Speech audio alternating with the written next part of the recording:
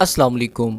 Urinary इनकॉन्टीनेंस एक embarrassing medical condition होती है जिसमें पेशेंट का यूरिनेशन पर कंट्रोल नहीं रहता और यूरिन लीक होता रहता है।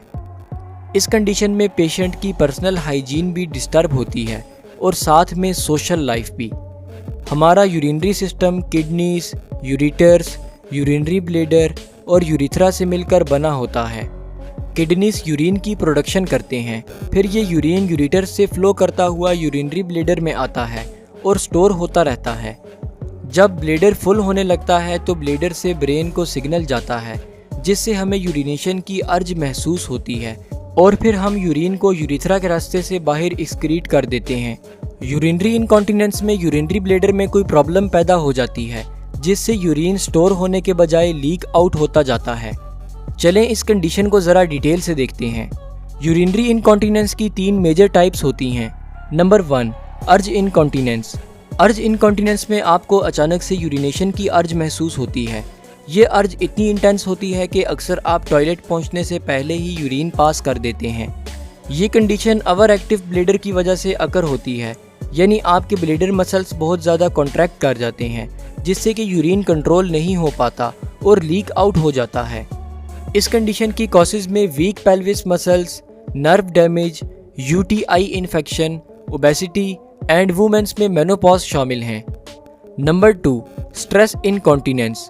स्ट्रेस इनकॉन्टीनेंस में यूरिनरी ब्लैडर पर अचानक से स्ट्रेस यानी कि प्रेशर पड़ने की वजह से आपका यूरिन लीक कर जाता है, जैसा कि कफिंग, स्नीजिंग, लॉफिंग या एक्सरसाइज वगैरह। इन सब एक्शन से ब्लैडर पर प्रेशर पड़ता है और यूरिन लीक हो जाता है। इस कंडीशन के अंदर आपके यूरिनरी ब्लैडर के बाहर स्फिंक्टर मसल्स वीक हो जाते हैं। इन मसल्स का काम यूरिन को होल्ड रखना होता है।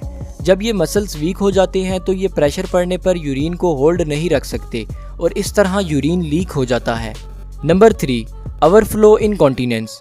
ओवरफ्लो इनकॉन्टीनेंस में यूरिनरी ब्लैडर के डिट्रेसर मसल्स वीक हो जाते हैं जिससे ये मसल्स ठीक से कॉन्ट्रैक्ट नहीं कर पाते और इस तरह यूरिनरी ब्लैडर अच्छे तरीके से एम्प्टी नहीं हो सकता। जब यूरिनरी ब्लैडर सही से एम्प्टी नहीं होता तो स्फिंक्टर मसल्स पर कॉन्स्टेंटली प्रेशर पड़ता रहता है जिससे थोड़ी थोड़ी अमाउंट में यूरिन ड्रिबल करता रहता है। ये कंडीशन ज़्यादातर बड़ी उम्र के लोगों में एग्जिस्ट करती है।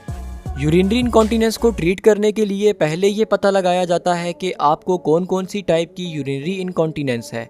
डायग्नोसिस के बाद अकॉर्डिंगली ट्रीटमेंट सजेस्ट की जाती है।